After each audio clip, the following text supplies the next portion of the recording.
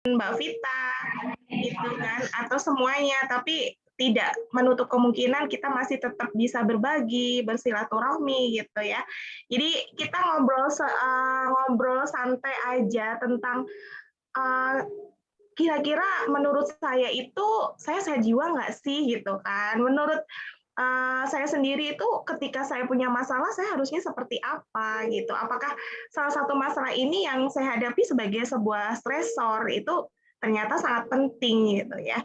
Coba saya share screen ya. Oh, saya belum dijadikan host kayaknya. Masih bisa nggak Mbak Fit? Ya, jadiin host dulu Mbak. Punten. Mbak Maya kayaknya tadi Mbak. Aku juga jadi co-host. Atau boleh share ke saya ininya? Oh iya. Saya belum download, bentar ya. Sudah bisa deh Mbak, kayaknya udah jadi co-host. Oh udah ya? Mbak Nyum, coba dicoba iya, lagi udah. Mbak. Barusan udah. Oke. Nah, udahkah kelihatan? Belum Mbak, masih stuck ya. Bentar. Silakan di. Udah kelihatan Mbak? Udah. Cuma terlalu ini ya. Tinggal segini kelihatan nggak? Kecilan nggak? Kecilan nggak Mbak? Coba di full screen. Screen. Bentar, aku cari dulu. Full screen. Mana ya? Tampilkan.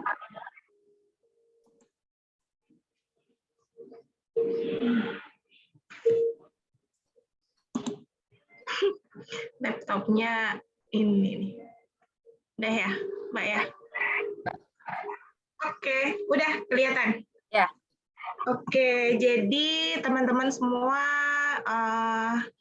hari ini kita akan berbagi cerita tentang kesehatan mental ya. Jadi kita diskusi boleh, sharing boleh. Mungkin sedikit saya mau memaparkan materi tentang beberapa hal yang mungkin bisa sebagai patokan atau wawasan tentang sehat mental itu seperti apa sih gitu kan.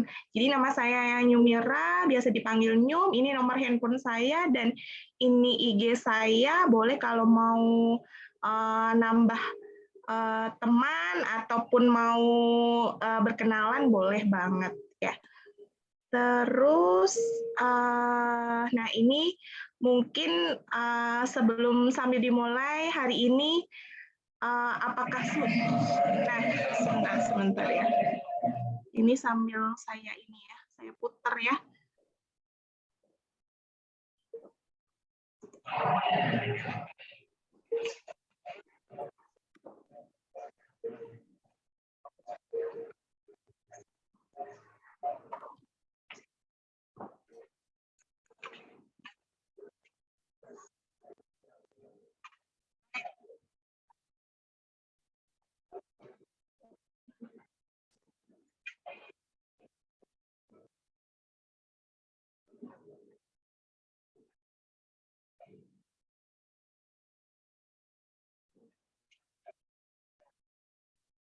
Putus-putus Mbak Nyum.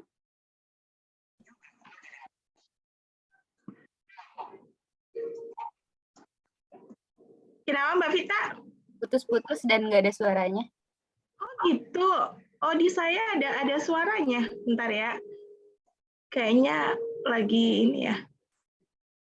Udah kita lanjutin. Sorry. Ini kayaknya kepencet. Sorry.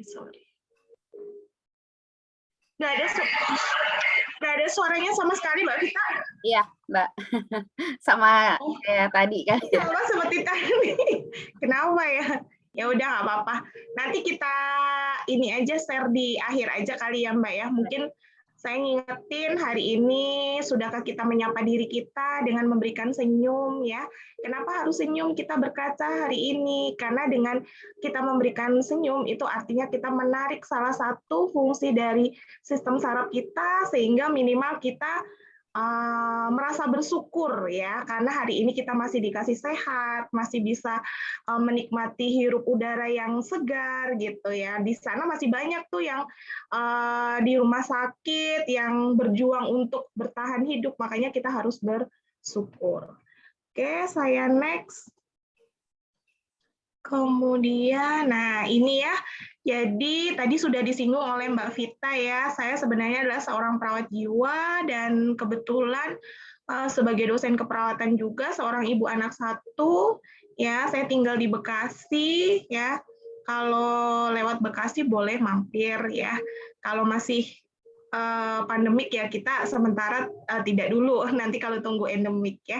Nah, pokok bahasan yang hari ini mau kita sharingkan atau diskusikan itu adalah tentang karakteristik sehat mental itu seperti apa, kemudian prevalensi kalau kita lihat di Indonesia aja deh gitu kan, itu seberapa banyak sih kesehatan mental itu yang terjadi, kemudian yang ketiga adalah cara mencegah supaya masalah kesehatan mental itu tidak terjadi. Oke.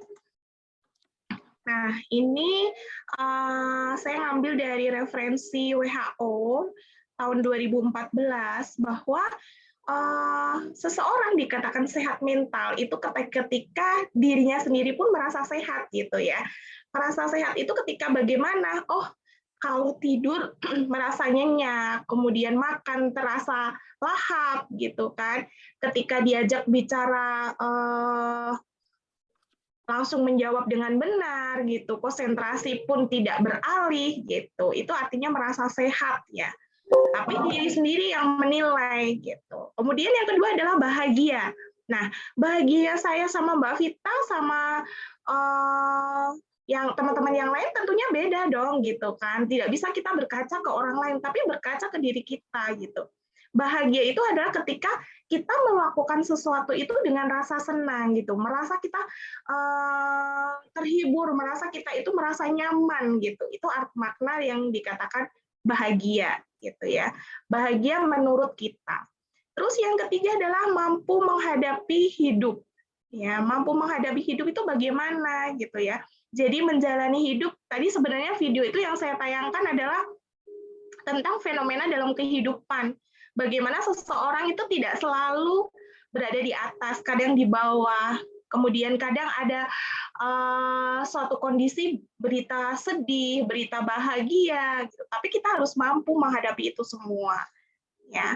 Terus yang keempat adalah mampu menerima orang lain. Ya, menerima orang lain bukan berarti semua yang kita anggap sebagai lawan jenis atau semua teman-teman kita itu adalah kita terima dengan dalam tanda kutip sebagai hubungan yang interpersonal. Tidak hanya itu, tapi intinya adalah bagaimana kita ketika ketemu dengan orang lain itu kita mampu beradaptasi. Oh, menyapa, bagaimana kita pertama kali ketemu orang yang belum kenal, kemudian proses adaptasinya itu tidak membutuhkan waktu yang lama, ataupun masih bisa toleransi bagaimana ketika belum mampu beradaptasi itu dia bisa menerima orang lain itu dengan baik gitu ya. Jadi nggak selalu dalam kondisi yang selalu berpikiran negatif. Nah, itu yang harus kita lihat.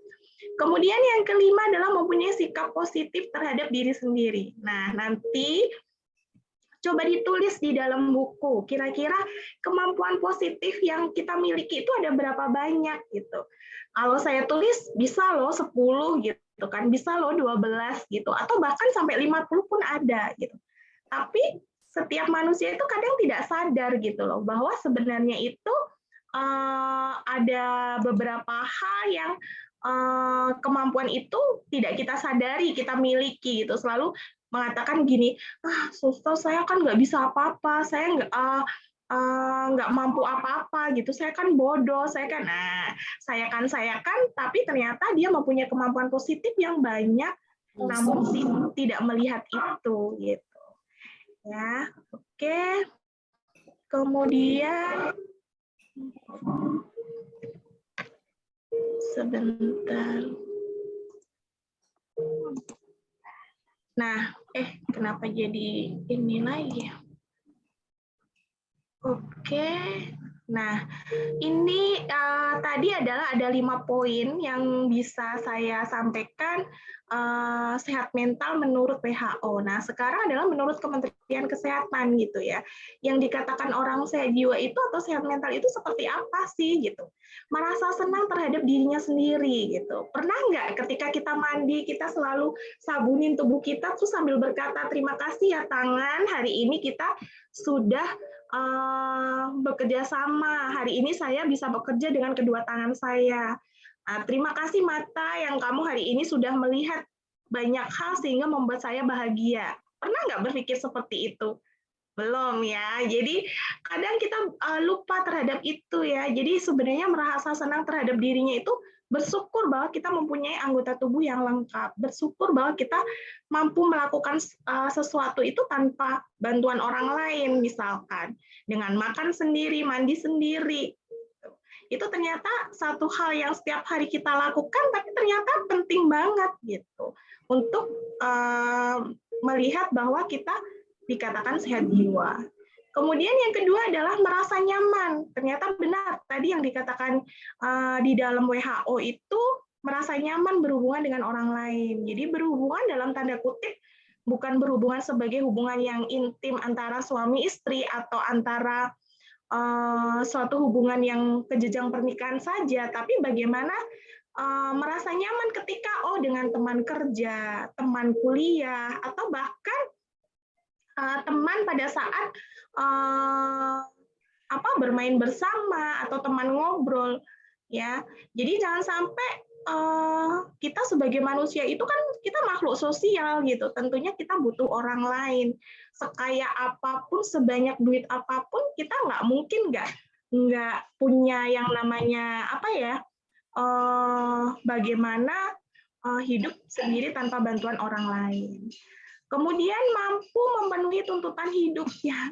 Kalau saya bilang hidup ini memang luar biasa gitu kan. Orang lihatnya lo bahagia terus sih gitu kan. Belum tentu ya. Tapi bagaimana ketika gitu pada saat mempunyai yang namanya sebuah kondisi di mana seseorang itu merasa mampu untuk menyelesaikan dalam hidupnya, tentunya mereka tetap merasa harus mampu menghadapi bahwa semua yang ada dalam hidup saya ini ternyata adalah satu hal yang menarik gitu. Jadi harus kita jangan menyerah gitu kan. Kemudian yang berikutnya adalah ini adalah kesimpulannya gitu ya. Kesimpulannya apa gitu, bahwa sehat jiwa itu ketika kita mampu mengatasi masalah yang kita alami gitu ya. Sehat jiwa itu adalah ketika kita mampu berpikir positif gitu. Ya, kita manusia biasa gitu ya. Kadang kita merasa kalau saya bilang dalam hidup ini merasa bahwa kok saya sudah berbuat baik, ternyata masih aja ya orang ya tidak suka sama saya, atau bagaimana mereka melakukan hal yang sebaliknya gitu kan. Nah itu jangan selalu berpikir negatif, justru kita harus berpikir positif. Oh hari ini saya skripsinya ditolak, masih belum boleh ujian ya. Ya nggak apa-apa, artinya diminta untuk persiapannya lebih mantap lagi, lebih belajar lagi gitu kan, sehingga kita belajar untuk berpikir lebih positif gitu. Tidak semuanya hal yang kita lihat atau yang kita pahami atau yang kita lakukan itu menjadi sebuah hal yang negatif. Nah, ketika kita sudah merasa bahwa kita merasa sehat jiwa, ketika ada masalah, yuk diidentifikasi. Yuk kita cari tahu gitu ya. Kira-kira masalah yang dialami itu apa, seperti apa gitu kan. Dan cari solusi yang tepat. Kemudian selain itu lakukan kegiatan yang positif yang disukai. Nah, mungkin Mbak Vita kalau kegiatan yang disukai apa Mbak Vita biasanya nih Mbak? Lagi capek nih dengan kerjaan. Terus kira-kira wah saya ini besok ini udah hari Minggu nih, gitu kan, Senin udah mulai kerja. Kira-kira apa Mbak kegiatan positif yang biasa Mbak Vita lakukan? Biasanya kalau lebih ke ya, lebih ke kotoran. Terus kalau biasanya Sabtu Minggu pun saya isi dengan misalnya ada ikut online training gitu Mbak. Keren ya. Ini cewek tapi masih suka motoran ini ya. Ya, jadi itu merupakan kegiatan positif. Positifnya apa? Healing ya. Sekarang Jalannya. healing. Kalau saya itu biasanya adalah melakukan hal positifnya apa? Oh, saya suka bunga gitu ya. Jadi merawat bunga atau bahkan sepedahan atau bersilaturahmi ke adik-adik saya, bercerita itu ternyata salah satu hal yang bisa kita lakukan ya. Ketika mungkin banyak hal yang sedang kita pikirkan gitu. Nah, oke. Terus nah, ini adalah prevalensi kalau kita lihat seberapa banyak sih kondisi kesehatan jiwa di Indonesia ini. Ternyata saat ini butuh perhatian khusus. Kenapa? Data Riskesdas 2018, kenapa tidak ada data yang terbaru? Karena memang data dari Kementerian Kesehatan itu adalah 2018, bahwa 7 dari 1.000 rumah tangga itu terdapat anggota keluarga yang mengalami skizofrenia. Skizofrenia itu adalah gangguan jiwa berat. Ya, bayangkan 7 dari 1.000 rumah tangga itu adalah mengalami gangguan jiwa berat. Dan lebih dari 19 juta penduduk usia di atas 15 tahun terkena gangguan mental emosional. Ya, dan lebih dari 12 juta orang berusia di atas 15 tahun diperkirakan mengalami depresi. Nah, kondisi ini akhirnya dana BPJS-nya meningkatlah pastinya gitu. Dan ternyata perlu kita ketahui bahwa tidak hanya gangguan mental berat gitu, ternyata gangguan emosional yang dikatakan dia masih resiko gitu ternyata sangat-sangat sangat berpengaruh sekali. Oke. Nah, ini adalah masalah kesehatan mental yang muncul dalam kehidupan sesuai hasil beberapa penelitian.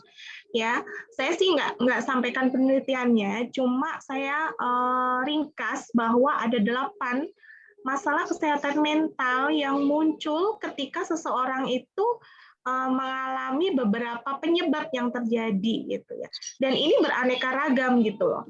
Yang pertama adalah stres. Ya, ini masih secara umum sih masalah kesehatan mentalnya gitu kan. Yang kedua adalah ansietas atau perasaan cemas yang muncul gitu. Kemudian yang ketiga adalah depresi. Ya.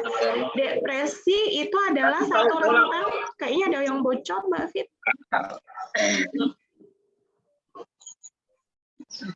Oke, sudah Mbak, silakan. Oke, makasih. Ya, jadi saya sampaikan lagi bahwa tadi kesehatan mental yang muncul itu adalah selain seseorang mengalami stres, ya stres ini masih secara umum ya, ada stres kerja, stres lingkungan, atau bahkan stres karena efek dari pandemik juga bisa gitu kan. Yang kedua adalah ansietas. Ansietas itu adalah perasaan khawatir yang muncul gitu, yang muncul sehingga menyebabkan masalah psikologis pada dirinya. Kemudian yang ketiga adalah depresi. Depresi karena berkali-kali mencoba untuk menyelesaikan masalahnya, namun tidak tuntas dan tidak selesai gitu ya, sehingga terjadi yang namanya depresi. Kemudian yang keempat itu adalah harga diri rendah situasional. Ini adalah biasanya pada pasien-pasien yang mempunyai gangguan fisik. Nah, salah satu penelitian yang diangkat itu adalah pada pasien dengan penyakit diabetes mellitus ya. Kebetulan dia ada dampak yang terjadi yaitu dengan amputasi gitu ya. Sehingga menyebabkan dia mengalami rendah diri gitu karena kakinya diamputasi atau salah satu bagian tangannya diamputasi sehingga menyebabkan seseorang itu menjadi tidak percaya diri. Kemudian yang kelima adalah berduka dan kehilangan. Ternyata loh orang kalau mengalami berduka kehilangan itu tidak hanya kehilangan orang yang dicintai. Ternyata kehilangan harta, kehilangan pekerjaan itu ternyata bisa muncul berduka dan kehilangan. Ya, normalnya orang kalau kehilangan sesuatu yang awalnya ada menjadi tidak ada, normalnya itu adalah butuh waktunya paling lama adalah 1 bulan ya proses penerimaannya. Tapi dia lebih dari itu gitu ya, sehingga menyebabkan masalah kesehatan mentalnya.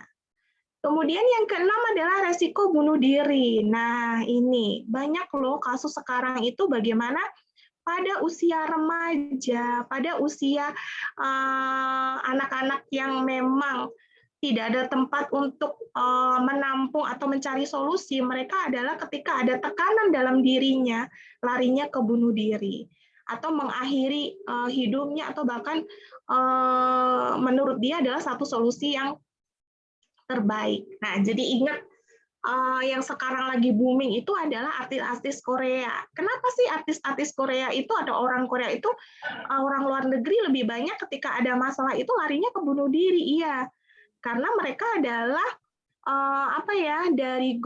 ternyata dari golongan yang budaya dan kebiasaan mereka ketika ada masalah itu lebih baik diam, tidak bercerita atau ungkapkan ke orang lain daripada dia bercerita ke orang lain gitu. Jadi solusinya selalu ingin mengakhiri hidupnya dan sudah banyak kasus yang terjadi seperti itu. Nah, yang ketujuh itu adalah ketidakberdayaan. Nah, ketidakberdayaan ini adalah pada pasien-pasien yang mengalami penyakit fisik. Banyak penelitian yang dilakukan itu adalah pada pasien yang mengalami stroke, yang dia butuh pengobatan lama dan butuh terapi terus-menerus dan semua aktivitasnya dibantu sehingga merasa dia tidak mampu melakukan aktivitas. Sebenarnya tangan dan kakinya ada, tapi ternyata untuk ke kamar mandi aja dia harus dibantu.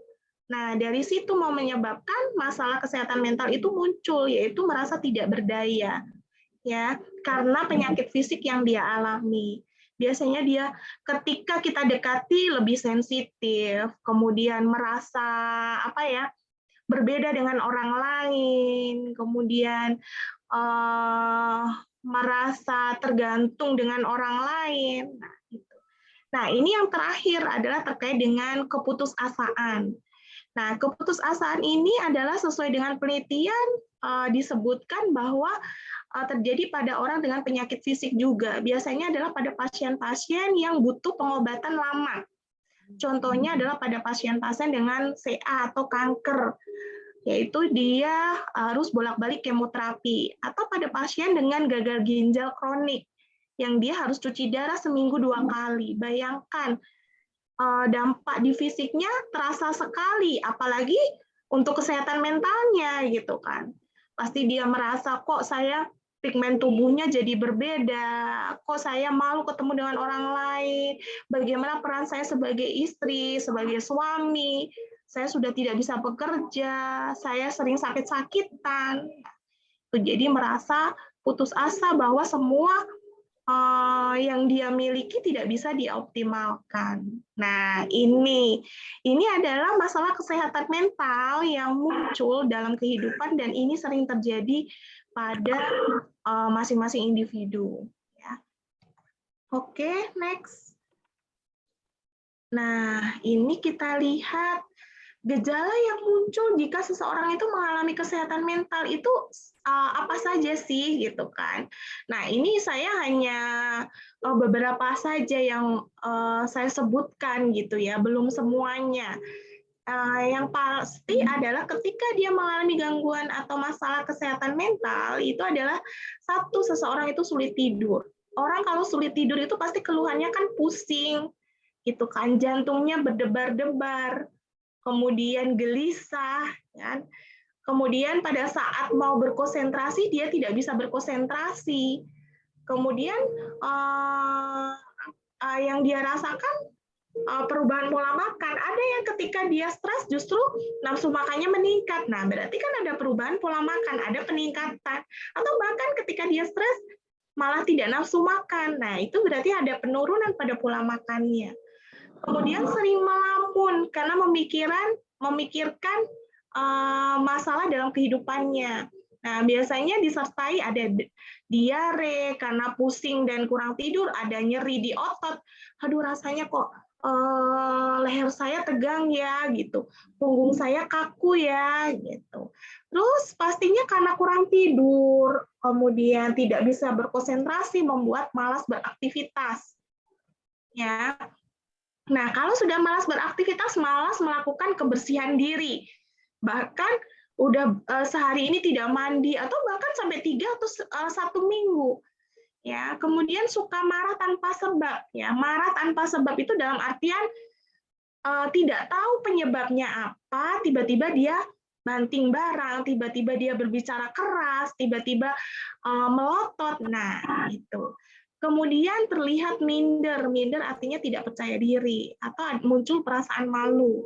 Bahkan kadang muncul halusinasi. Halusinasi itu seperti kayak mendengar suara-suara atau melihat bayangan yang sebenarnya hanya pikiran dia saja gitu. Karena dia mengalami banyak hal dalam dirinya.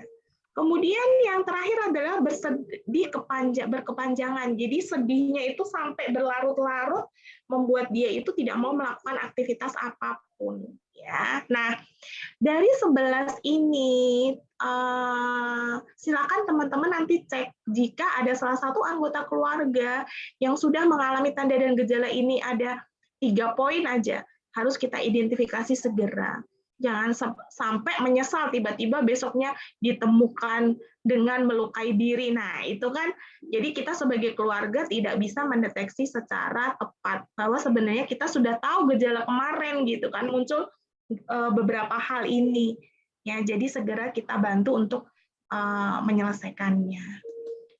Oke, yang selanjutnya adalah faktor yang mempengaruhi kesehatan mental. Itu apa saja sih gitu. Jadi kalau saya cerita sebenarnya setiap manusia itu sama gitu kan. Kita diciptakan oleh satu makhluk hidup yang bagaimana kita dari lahir sampai bagaimana kita sebesar ini gitu ya.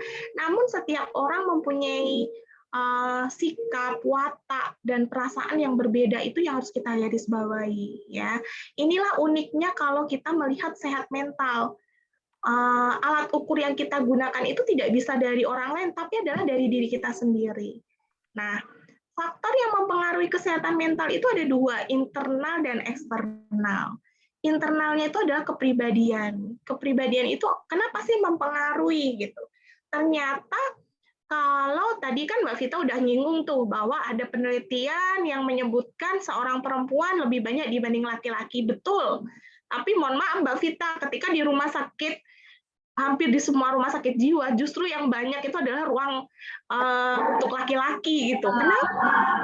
Gitu. Jadi harus tanda tanya betul. Dan saya pernah melakukan penelitian itu bahwa karakteristik wanita dengan laki-laki memang benar yang paling banyak mengalami gangguan jiwa itu adalah wanita. Namun gitu kan, kepribadian ini nyangkut di kepribadian. Kalau pada wanita dia mempunyai kepribadian yang lebih terbuka dibanding laki-laki. Ya, ngobrol, kenapa sih lo kok saya lihat dari kemarin ngelamun aja gitu kan. Padahal temennya hanya basa-basi, nggak pengen diajak curhat gitu. Ternyata Curhat ya. ternyata dari situ dia ceritakan gitu loh. Beda dengan laki-laki. Ketika laki-laki itu lo kenapa? Kok kelihatan murung gitu? Enggak ada apa-apa. Nah, beda itu antara laki-laki dan perempuan gitu ya atau wanita gitu. Ternyata kategori kepribadian yang tertutup dengan terbuka itu sangat berpengaruh sekali untuk kesehatan mental kita. gitu kan. Apalagi kalau kita yang sudah punya pasangan, yuk ceritakan kalau kita ada masalah, sampaikan ke pasangan kita, jangan pasangan orang lain yang kita ceritain, bahaya juga nanti kan. Jadi layangan pedot nanti ya Mbak ya. Lebih nyaman mungkin, Mbak. Tapi perlu dilihat lagi gitu ya, mengatasi masalah tapi muncul masalah baru itu Iya. ya. Jadi ternyata kepribadian itu sangat mempengaruhi ya. Kenapa menjadi poin pertama di sini. Yang kedua adalah kondisi fisik. Tadi yang saya bilang.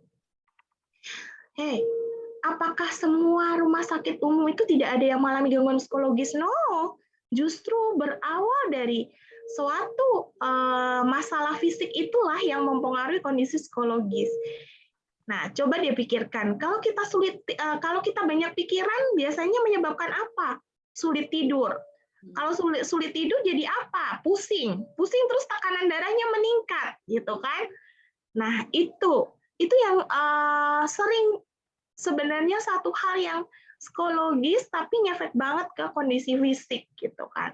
Saya juga seperti itu kalau sudah capek, stres gitu ya. Saya biasanya asam lambung saya meningkat, itu pasti gitu. Tapi saya tahu bagaimana supaya asam lambung saya tidak meningkat, berarti saya harus rileks. Saya coba selesaikan gitu kan. Nah, itu yang harus kita pahami pada diri kita, bahwa kondisi fisik itu sangat mempengaruhi terhadap kondisi psikologis. Dan sebaliknya, ternyata psikologis juga mempengaruhi kondisi fisik. Dua hal ini saling berkaitan. Ya.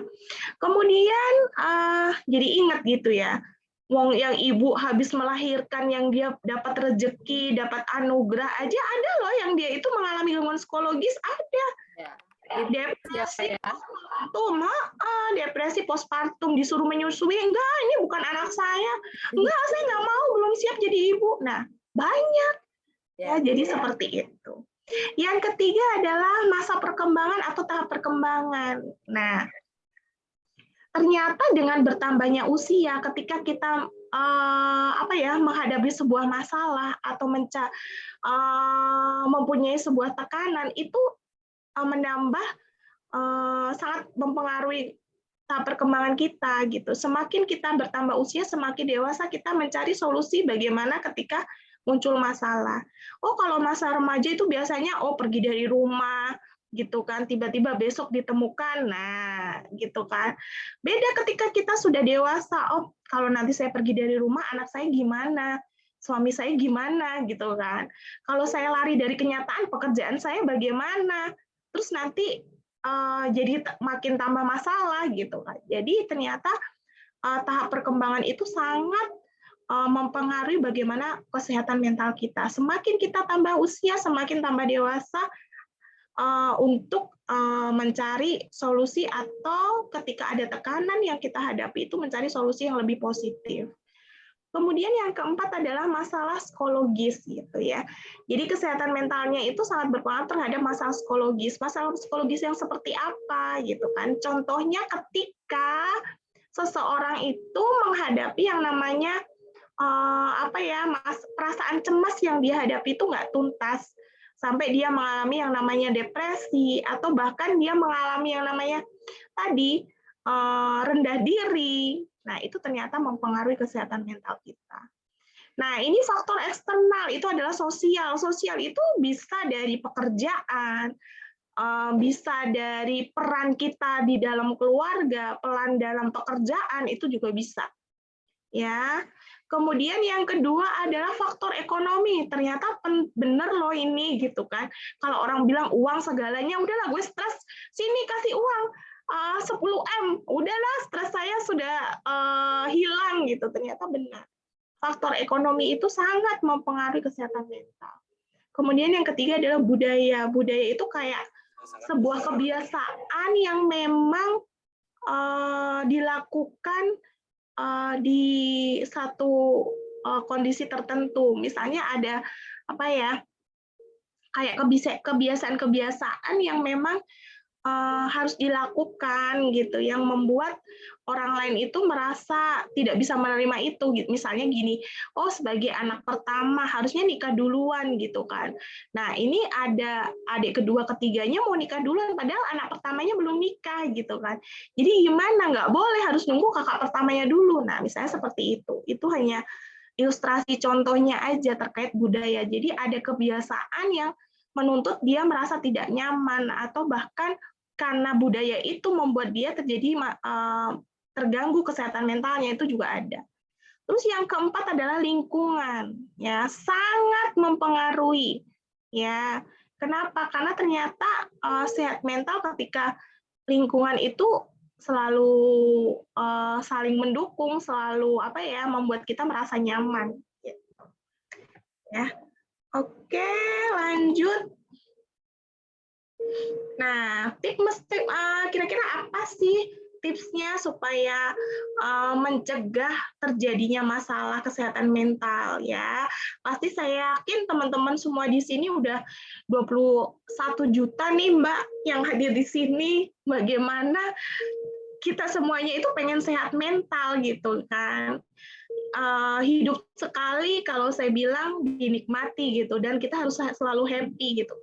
Jangan bilang saya nggak pernah sedih, pastilah gitu, tapi nggak perlu dong kita sampaikan ke orang lain. Yang senang aja supaya aura positifnya itu jadi tertular gitu. Nah, coba kita lihat yang pertama itu adalah cerita kepada orang yang terdekat. Ya, itu adalah satu hal yang sangat penting menurut saya. Poin khusus bagaimana ketika kita ada hal yang merasa kita tidak nyaman, ada hal yang merasa kita tertekan gitu. Yuk ceritakan kepada orang terdekat. Orang terdekat itu tidak harus tetangga dekat, tidak harus tadi yang dibilang suami atau istri. Mungkin kita punya ya, tapi jangan pasangan orang lain yang lawan jenis gitu kan, bahaya juga gitu. Ya, karena menurut saya harus kita pastikan orang terdekat ini adalah orang yang mampu, jangan sampai nanti di-share ke netizen gitu, jadi berita hot news kan, kayaknya seru gitu kan. Nah, ungkapkan perasaan yang membuat tidak nyaman dan gelisah, ya, ceritakan gitu ya. Kira-kira apa yang membuat tidak nyaman dan beberapa hari ini tidak bisa tidur itu kenapa? Kemudian bercerita minimal perasaan gelisahnya tadi dan merasa ada support. Karena dengan kita cerita ke orang lain itu minimal kita nggak sendiri. Kita minimal ada orang yang mensupport kita, ada orang yang kita merasa ditemenin, dan minimal ada perasaan empati terhadap masalah yang kita hadapi. Ya. Kemudian yang berikutnya adalah yakin dan pasrah kepada Allah gitu, karena saya muslim ya, kalau non muslim silakan menyesuaikan gitu. Yakin dan pasrah itu artinya gini, lebih kita tekankan bagaimana ibadahnya, berdoanya gitu, karena kembali lagi kita kan di sini itu hanya sementara gitu, nggak selamanya. Nah, itu. Kemudian yang berikutnya adalah selalu bersyukur dan ambil segala hal yang terjadi. Kadang saya berpikir loh, nggak nyangka gitu hidup di Jakarta. Saya pengennya hidup di kampung, bayangkan. Saya udah bercita-cita hidup di kampung yang nyaman, rumah luas, kemudian tidak kemana-mana macet gitu kan. Ternyata Allah berkehendak lain loh, walaupun dulu saya kuliahnya di Jakarta, di Depok gitu. Tapi ternyata saya udah ditawarin, ayo di sini aja, enggak, saya nggak mau. Ternyata gitu kan, saya harus tinggal lagi di sini gitu. Dan itu saya syukurin gitu. Nggak boleh kita selalu berpikir, saya nyesel, saya merasa dulu kok nggak seperti ini, dulu kok. Jadi nggak merasa bahwa apa yang kita miliki adalah itu adalah kalau saya bilang sebuah sutradaranya adalah kita memang gitu, tapi kan kembali lagi yang menentukan itu adalah Tuhan kita gitu. Jadi itu sebagai pelajaran hidup yang sangat penting. Kalau dibilang kita nggak pernah ada masalah, salah. Justru banyak sekali masalah yang terjadi, dan itu adalah sebagai pelajaran hidup yang sangat penting, pelajaran hidup yang sangat berarti kalau saya bilang. Terus tutup hal yang tidak menyenangkan, ya. Tutup itu bukan berarti tutup telinga, ya. kemudian lembaran hidup yang sangat menyenangkan gitu kan. Jadi kalau saya bilang, yuk kita lupakan masa lalu yang membuat kita itu merasa tidak nyaman. Yuk kita abaikan sesuatu yang merasa kita tidak nyaman gitu. Buka kembali lembaran hidup yang sangat menyenangkan. Ya, rugi banget kalau kita hidup hanya sekali gitu. Tapi kalau kata teman saya berkali-kali kita hidup nyum katanya. Oh iya benar ya. Cuma maksud saya hidup ini adalah dikasih kesempatan sekali kita di sini gitu. Jadi harus kita nikmati. Kemudian kuatkan perasaan kamu dan lewati semua masalah yang dialami gitu ya. Jadi kuatkan perasaan itu ketika sedih ya cukup dalam sehari itu ketika sedih ya nggak apa-apa sedih, saya pernah loh sedih gitu. Sehari itu saya nangis, sehari itu saya teriak, sehari itu saya misalnya nggak mau ketemu orang lain boleh gitu. Tapi tidak boleh terlalu lama dan terlalu panjang karena semua masalah itu yang dialami harus dilewatin gitu. Jangan malah kita beradaptasi terhadap masalah yang dihadapi. Nah, itu yang harus kita luruskan ya. Sorry kok jadi keklik ini. Nah, kemudian yang berikutnya tadi belum ya sebelahnya. Nah, saat gagal coba lagi dan yakin kamu bisa. Pernah nggak merasa gagal? Pernah, gitu kan. Kalau saya bilang saya gagal gitu, ya selalu saya bilang saya pasti bisa dan saya yakin bisa, itu namanya afirmasi diri. Gitu. Katakan bisa, ya. Kalau misalnya saya punya tuh teman 10 kali ngelamar kerjaan ditolak, tapi dia saya yakin yang pasti bisa, iya oke gitu, bisa dan harus bisa. Kemudian kalau dibilang, Bu, 10 kali, Bu, 20, baru 20, belum 50 kan gitu. Ayo coba lagi. Gitu.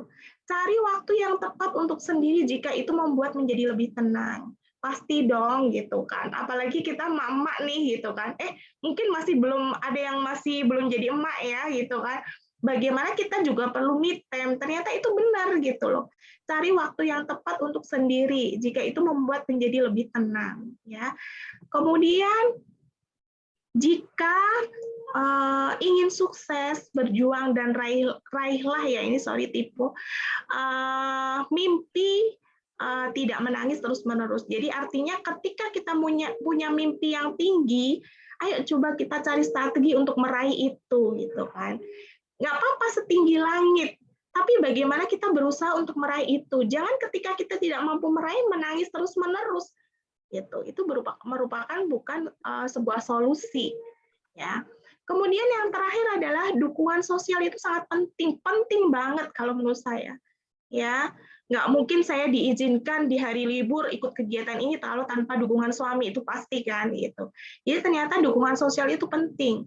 Dukungan sosial tidak harus dari pasangan, bisa dari keluarga, dari teman, dari lingkungan sekitar, itu ternyata sangat penting. Ya. Kemudian saya ada satu slide lagi. Nah, ketika sulit menentukan solusi, apa sih yang harus dilakukan gitu ya? Yang tadi adalah tips-tips bagaimana mencegah supaya selalu sehat mental. Nah, ketika sulit menentukan solusi atau ketika ada masalah tidak tahu bagaimana solusi yang tepat.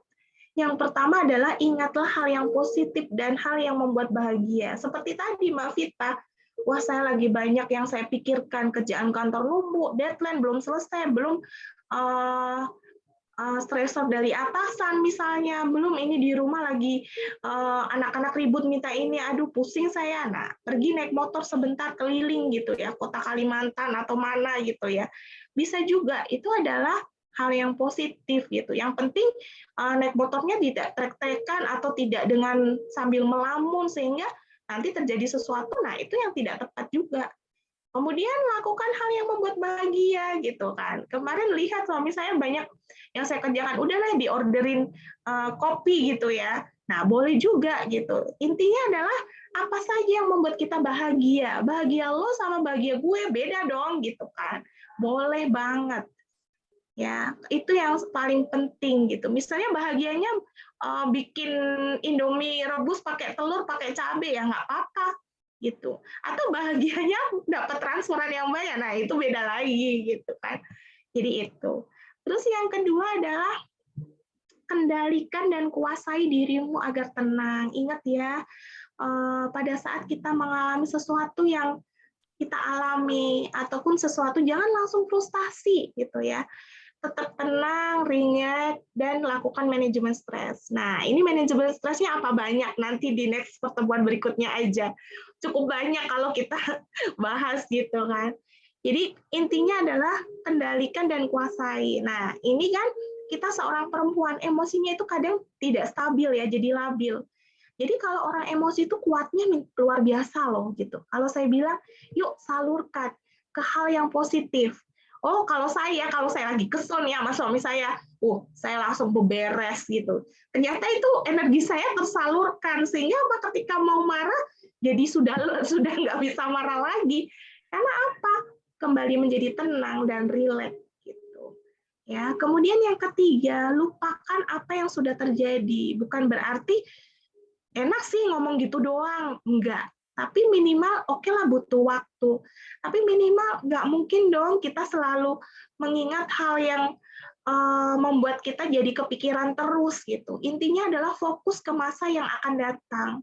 Dan tadi yang saya bilang, yuk masih banyak mimpi-mimpi yang harus dikejar dan harapan apa yang ingin dilakukan itu seperti apa.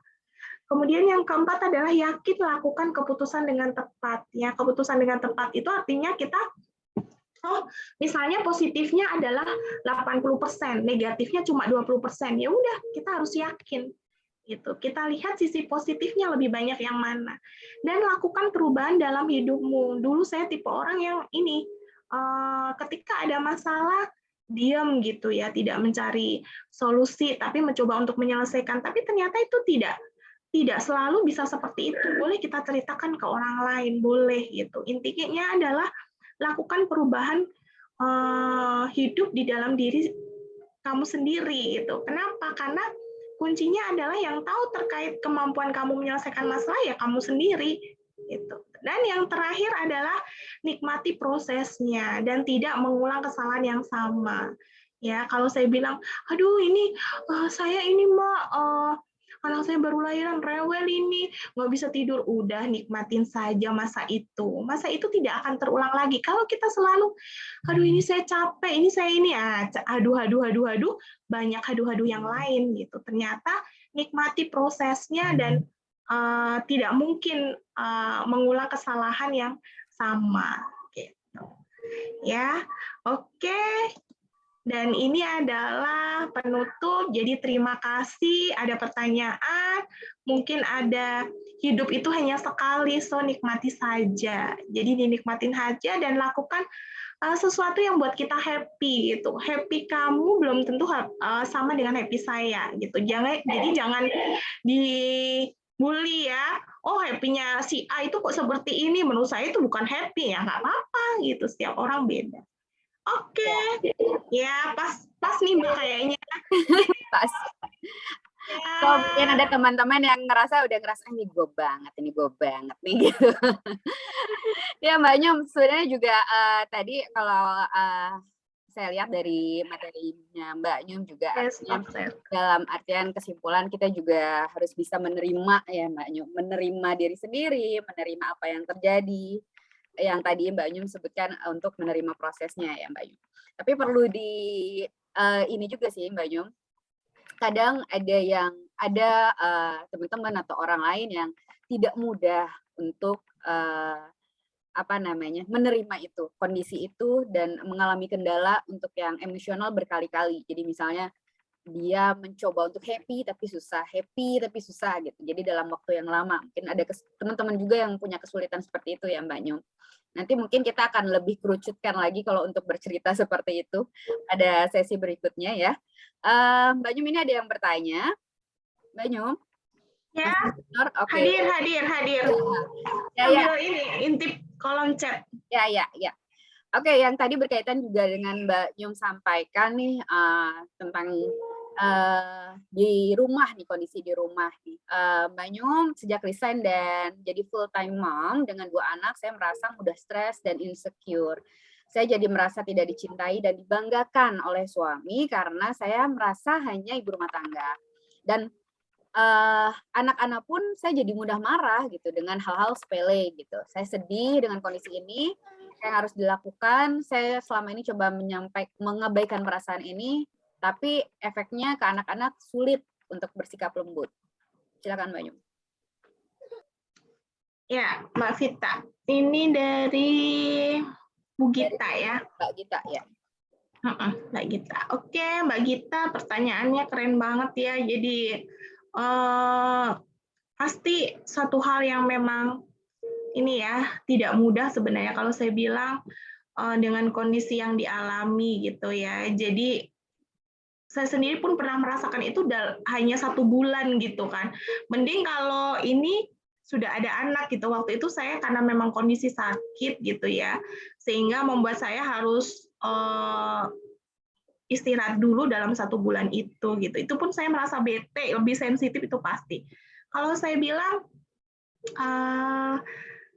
iya, perasaan itu pasti ada gitu, jadi kesel gitu. Mungkin yang perlu dilakukan adalah Mbak Gita atau Bu Gita ya, Bu Gita aja deh saya panggil, bahwa bicarakan gitu ya, bicarakan kepada suami atau minimal kepada, kalau kita bilang jangan ke orang tua dulu ya, ke suami gitu ya. Butuh waktu untuk berbicara ya, sampaikan apa sebenarnya yang Bu Gita itu rasakan gitu ya pada saat selama ini mengalami yang namanya stres itu gitu ya.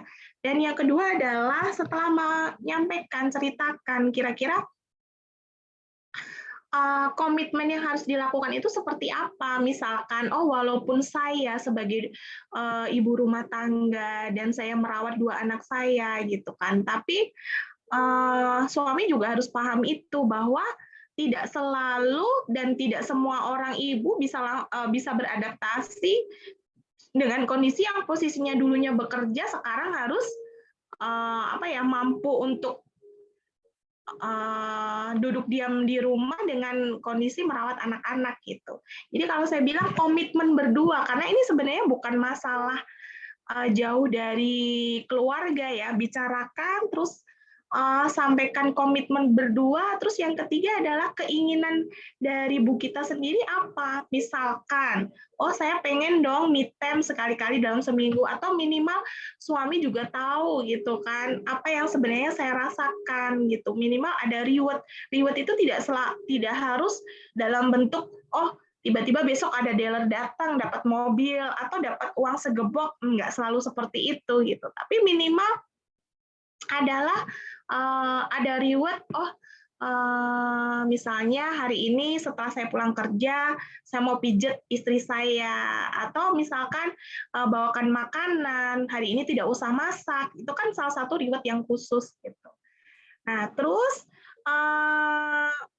pikiran yang harus dirubah gitu. Yang keempat adalah pikiran negatif ataupun pikiran yang cukup mengganggu ya, yang harus dilawan dengan pikiran yang positif gitu. Misalkan Bu Gita merasa, aduh saya kok ini ya, hari ini kok saya masak, nyuci, aduh belum lagi nih mainan anak-anak gitu kan. Tapi harus kita lawan dengan hal yang positif. Wah, saya sekarang lagi menikmati masa-masa bersama anak saya. Mungkin suatu saat nanti saya akan rindu masa-masa seperti ini. Sekarang bagaimana saya menikmati perkembangannya dari usia setahun, 2 tahun, 3 tahun, 4 tahun. Misalnya seperti itu. Sekarang saya bisa nemenin main, bisa nyuapin, bisa ngobrol bareng. Saya nggak tahu nih 5 atau 10 tahun lagi bisa seperti ini nggak? Gitu. Jadi itu mungkin hal positif yang bisa diafirmasi diri ke dalam diri Bu Gita gitu ya. Tadi sebelumnya tahap-tahapan tadi dulu gitu kan. Kalau saya sampaikan bicarakan ya, bicarakan, kemudian bikin komitmen dengan suami, terus sampaikan keinginan Bu Gita itu seperti apa. Yang terakhir adalah pikiran negatif yang kadang muncul sampai bikin kesel itu dilawan dengan hal yang positif. Terus kalau lagi misalnya perempuan itu kan sangat rentan ya menstruasi, saya biasanya juga gitu. Kalau lagi menstruasi, aduh tiba-tiba kok saya merasa emosi saya tidak stabil. Saya biasanya lebih banyak diam dulu, nggak banyak bicara, dan ketika saya pengen marah dan kesel, saya melakukan aktivitas yang mungkin bisa menyalurkan perasaan kesel saya, gitu.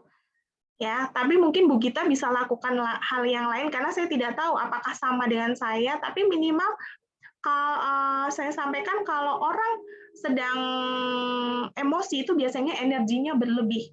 Ya, jadi energi itu harus kita salurkan. Jangan kita ungkapkan kepada hal yang negatif.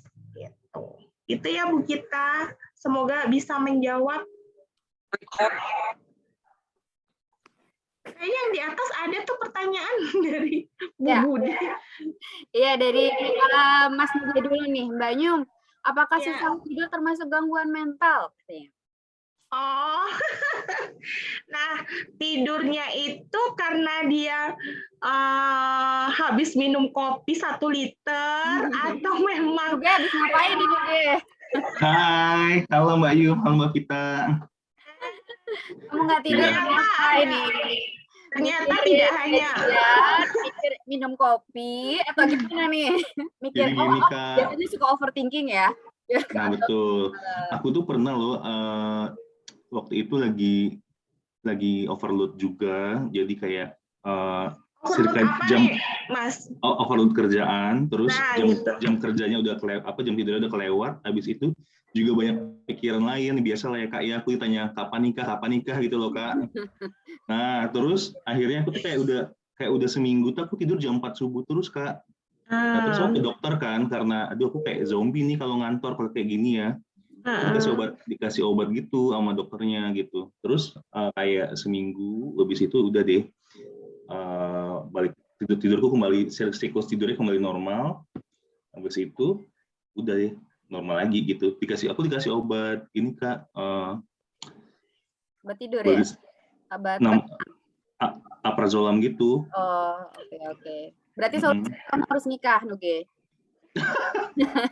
Aku rasanya. Mbak Vita udah lupa, jangan diingetin lagi. Mengulang luka lama. Akhirnya sih aku kayak apa ya udah deh facing aja, nggak seluruh pertanyaan harus aku jawab. Kalau memang harus aku jawab ya aku jawab, bilang aku jawab sesuai dengan prioritas aku kayak gitu ya. Akhirnya betul seperti yang Mbak Yum bilang sebelumnya, nggak semuanya harus kita dengerin kayak gitu ya, karena yang tahu prioritas dan kondisi diri kita ya kita sendiri gitu Mbak Yum. Itu sih cuma nggak bisa tidur tuh mengganggu banget Mbak Yum. Aduh tiap pagi tuh kayak zombie ya, kita harus perform di kantor tapi kayak badan tuh udah ringkih banget, zombie banget gitu. Thank you Mbak Yum, Mbak Vita. Ya, oke Mas Nuk. Nah, ini kan masalahnya sebuah fenomena yang banyak orang terjadi. Saya sendiri juga seperti itu, Mas Nuk. Jujur, kalau saya lagi banyak kerjaan, ini mendingan ya mata saya udah nggak seperti mata panda gitu. Biasanya mata panda gitu kan. Nah, Mas Nuk, kalau saya bilang tidak, berarti kan masalahnya bukan sulit tidur gitu. Masalahnya sebenarnya ada di sebuah tekanan yang ada di diri Mas Nuk yang belum terselesaikan, bukan karena sulit tidurnya yang nggak selesai gitu, yang masalah kan. Justru, nah karena tekanan yang dialami Mas Nuk itu sehingga menyebabkan Mas Nuk itu mengalami sulit tidur. Kalau saya bilang sih, coba selesaikan kira-kira solusinya ya pasti kalau ditanya seperti itu gitu kan. Tapi coba sampaikan bahwa oke, sekarang nggak dipikirkan, tapi tetap kencengin doa, tetap sambil ikhtiar berkenalan dengan orang yang mungkin merasa cocok, gitu ya nggak masalah gitu. Tapi pada saat kita ketemu dengan orang lain, ya tetap kita sampaikan, iya sedang usaha, doakan gitu. Itu sudah cukup membuat kita tenang dan orang lain tidak akan bertanya lagi gitu. Dan yang kedua adalah lakukan aktivitas yang bisa membuat Mas Nuk itu tidur gitu, misalkan, sebelum saya ngantuk itu saya biasanya lari-lari dulu ya, lakukan lari-lari dalam rumah itu nggak masalah sih gitu. Tapi yang nggak boleh itu adalah melakukan aktivitas yang membuat kita tidak bisa tidur. Ini jujur nih 2 hari yang lalu gitu, karena saya masih punya anak yang toddler gitu yang polanya itu jam 12 malam baru tidur sampai jam 1. Tapi saya nggak happy gitu ya supaya saya tetap pagi bisa bangun pagi. Bagaimana? Ya udah ketika dia masih mau main, saya beberes almari rumah, udah dia selesai main, saya selesai beberes, kita tidur, udah capek dua-duanya gitu. Jadi kalau saya bilang lakukan hal yang membuat Masnuk itu lelah dan melupakan hal yang sebenarnya tekanan yang dialami gitu. Tapi jangan melakukan sesuatu yang membuat Masnuk itu malah berenergi dan membuat Masnuk itu menjadi tidak bisa tidur gitu. Ya, itu yang tidak boleh, berarti tidak boleh merokok, tidak boleh minum kopi gitu. Nah, itu. Terus minimal apa sih yang Mas Nuk bisa lakukan supaya Mas Nuk itu menjadi tidak fokus kepada jenjang pernikahan saja gitu kan. Tapi diambil positifnya, oh saya belum dipertemukan dengan jodoh, diminta ngumpulin uang dulu, diminta beli rumah dulu, diminta untuk beli Alphard dulu, atau diminta untuk hal-hal yang lain yang kita pikirkan untuk hal positif. Gitu. Jadi itu yang bisa Mas Nuk lakukan. Ya, kalau saya bilang sih jangan sering-sering ke dokter nanti jadi makin jadi kayak kalau orang bilang itu sugesti gitu loh. Wah saya ini nggak bisa tidur, saya besok ke dokter minta obat. Nah lakukanlah aktivitas fisik yang membuat kita itu jadi capek dan nggak fokus kepada masalah yang kita rasakan gitu. Betul, setuju Mbak Yum. Dan pikiran negatifnya dilawan dengan hal yang positif, Mas Nuk. Betul. Ya ampun Mbak Yum, aku tuh waktu itu tuh mencari aktivitas lain itu adalah aku berolahraga, aku ikut boxing ya. Ikut boxing karena terlalu bersemangat, tanganku kok fracture tahu Mbak Yum. Jadi Mas Nuk ini latihan untuk menyalurkan energinya terlalu over ya. Gitu Mbak Yum, tapi udah terlewat kok. Anyway, thank you Mbak Yum, Mbak Vita. Iya Mas Nuk, semangat ya Mas Nuk. Ya. Kita ke pertanyaan yang lainnya ya. Untuk yang formnya nanti silakan diisi. Mbak Arsya minta tolong diperbaiki dulu formnya agar teman-teman bisa mengisi. Kita akan buat survei nih teman-teman. Agar kita mendapatkan insight untuk acara berikutnya, kita mau apa sih yang akan kita lakukan atau program apa yang baik, dan kita mendapatkan penelitian yang baik untuk program selanjutnya. Jadi nanti mohon bantuan teman-teman untuk mengisi survei. Nanti akan diperbaiki oleh Arsya sebentar. Paralel silakan teman-teman juga mengisi daftar hadir yang di atas tadi ya. Kemudian ada Mbak Budi tadi menanyai untuk yang bila sehat jiwa dinilai oleh kita sendiri berarti sifatnya relatif. Seberapa besar peran lingkungan terhadap kesehatan mental kita? Kemudian apakah kita bisa mengatur lingkungan kita agar berpengaruh positif terhadap mental kita? Atau yang begitu justru sebenarnya bisa bikin kita stres dan sakit gitu. Atau sebaiknya biarkan saja. Mbak Budi banyak banget ya. Ini banyak. Kita nanti ngobrolnya di grup aja nih Mbak Budi. Silakan.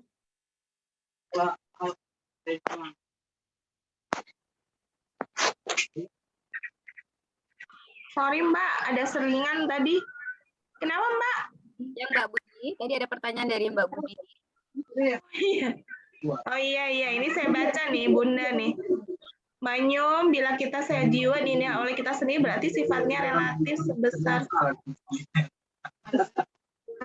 Apakah kita bisa mengatur lingkungan kita biar berpengaruh positif terhadap mental kita, atau kita yang begitu justru bikin kita stres dan sebaiknya biarkan saja. Ini kayaknya yang bocor ya, saya mute dulu. Jadi gini Bun, maksudnya gini, bukan yang menilai kita sehat jiwa itu atau enggak, tapi kita kenali tanda dan gejala yang kita rasakan gitu loh. Pada saat kita merasa sudah emosi kita tidak stabil, sudah merasa bahwa pikiran kita banyak negatif, kemudian kita merasa bahwa beberapa hari ini kita sudah malas melakukan aktivitas atau bahkan sulit tidur gitu kan. Itu sih tanda dan gejala. Dan yang menentukan kita mampu untuk kembali seperti dulu, kembali sehat mental, itu berarti adalah motivasi dan afirmasi dalam diri kita sendiri gitu. Bukan dari orang lain, maksudnya orang lain itu adalah sebagai dukungan saja, tapi kembali lagi ke kita. Bisa nggak sih saya itu nggak mudah cemas? Bisa, kalau saya bilang. Ayo, biasakan bagaimana perilaku dan perasaan itu seimbang gitu loh. Bagaimana selalu muncul pikiran yang positif gitu kan, bisa. Peran lingkungan terhadap kesehatan mental, iya, karena tadi sudah saya sebutkan faktor yang mempengaruhi, sangat mempengaruhi. Yang kita lakukan adalah bagaimana kita bentengin diri kita supaya tidak berpengaruh cukup besar gitu. Sebagai pelajaran dalam hidup kita boleh gitu. Banyak kok. Saya juga baru mengalami seminggu yang lalu bagaimana teman kerja, bagaimana pada saat mengalami sebuah masalah gitu kan yang terjadi gitu. Jadi kesel juga kan kalau ketemu orang, kalau ada apa-apa suka kita bantu, tapi ternyata pada saat bantuan itu kita membutuhkan bantuan dia, ternyata dia tidak mau bantu kita gitu kan. Jadi kesel gitu, jadi pikiran negatif itu pasti, tapi sesaat saja, tidak boleh terus-menerus gitu. Dan kembali lagi, hal yang negatif harus kita lawan ke hal yang positif gitu. Ya. Kemudian ada satu lagi nih kayaknya, Bu Budi. Kalau Mbak Budi nanti bisa kita diskusikan di boleh. Coba kita kasih kesempatan dulu buat teman-teman kita yang lain.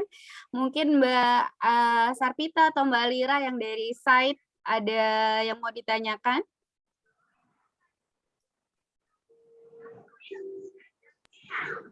Jauh ini Pak.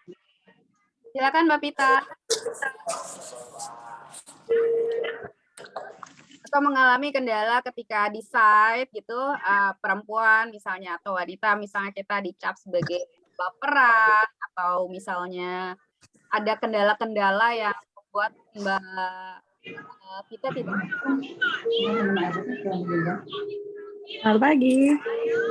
Pagi, Mbak Pinky. Ya, Mbak. Iya, Mbak. Kalau saya kan, saya juga kerja di site. Saya itu rosternya 6-7 minggu di site dan 2 minggu di rumah. Saya punya anak 1, saya juga single parent. Nah, biasanya itu kangen anak kali ya. Biasanya karena kangen anak, jadi pokoknya dari poin-poin 7 itu saya merasa semuanya itu saya susah tidur, sampai susah. Untuk yang trip sekarang sih, saya ngerasa susah tidur, susah berkonsentrasi. Saya biasa meluangkan waktu untuk olahraga dan saya juga punya banyak teman. Cuman saya adalah posisi yang selalu menjadi tempat sharing teman-teman saya. Jadi begitu saya pengen cerita, saya susah gitu, Mbak. Apa yang harus saya lakukan? Silakan Mbak Nyong. Oke, Mbak Pinky ya. Tapi udah ini sih udah bagus kalau saya lihat tadi kan bagaimana sudah melakukan aktivitas dengan berolahraga. Sorry tadi saya terputus. Jadi di akhir apa tadi, Mbak Pinky? Iya, biasanya saya itu jadi tempat sharing teman-teman saya. Tapi begitu saya ada masalah, saya susah untuk berbagi gitu, Mbak. Susah banget untuk berbagi. Jadi biasa saya simpan sendiri dan saya udah besok berusaha lupa. Tapi sejauh ini saya jadi kayak merasa sedih berkepanjangan gitu. Seperti tadi ada disampaikan oleh Mbak Nyum. Iya. Jadi orang-orang juga yang memang introvert ya Mbak, susah untuk mengungkapkan, mengekspresikan perasaannya, tidak bisa berbagi. Oke, Mbak Pinky. Jadi kalau saya bilang ungkapkan itu tidak harus dengan teman. Bisa kita ungkapkan dengan kita menulis. Bisa kita ungkapkan dengan kita catat di handphone kita. Ada juga yang dia itu sampaikan di media sosial, boleh, maksudnya media sosial yang menurut dia itu yang hanya orang-orang tertentu, misalnya lewat IG-nya dia, ataupun mungkin kita mengungkapkannya tidak semuanya, itu boleh saja gitu loh. Jadi mengungkapkan itu tidak harus dengan bercerita, bisa loh pelan-pelan kita tulis ke buku atau kita tulis di handphone kita, itu boleh Mbak Vinky, nggak harus kita sampaikan ke orang lain ya. Mungkin nanti butuh waktu, butuh proses, karena saya yakin karakteristik setiap orang kan berbeda gitu kan. Tapi minimal tadi bagus, berarti kan ada tempat curhat buat teman, artinya teman-teman itu merasa nyaman dengan Mbak Vinky, merasa merasa trust atau percaya dengan Mbak Vinky, sehingga bisa bercerita kepada Mbak Vinky tadi. Gitu. Kalau saya bilang, terus dilakukan aja ke hal yang positif, tapi tadi yang saya bilang, pelan-pelan. Perubahan untuk bagaimana mengungkapkan sesuatu yang dirasakan, ya, mulai dari menulis di kertas atau menulis di handphone atau ke media sosial boleh saja gitu, asalkan merasa nyaman dan itu membuat Mbak Vinky lega ya nggak masalah gitu. Ya, intinya adalah supaya tidak bersedih kepanjangan, ya tadi jangan terus-menerus disimpan sendiri, ayo bagi gitu, minimal diungkapkan. Dengan mengungkapkan itu akan sedikit mengurangi perasaan yang khawatir, merasa lega gitu. Ya gitu ya Mbak Vinky ya. Oke. Ada yang mau ditambahkan Mbak Vinky mungkin? Masih ada mengganjal? Oh ya, kalau itu benar kali, mungkin sambil menulis kali ya, karena saya juga senang menulis. Kalau di sosmed itu saya ngerasa kurang bisa berbagi hal-hal pribadi saya, karena emang kan di sosmed bukan cuma teman, ada keluarga yang selalu menuntut saya harus sempurna gitu.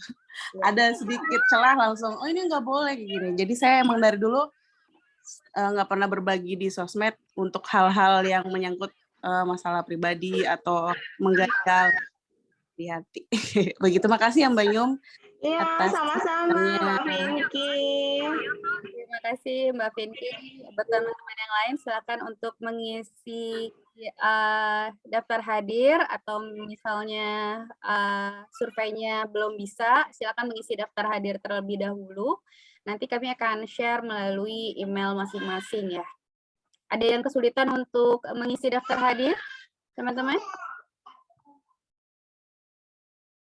Ya, saya berikan lagi up ke bawah ya.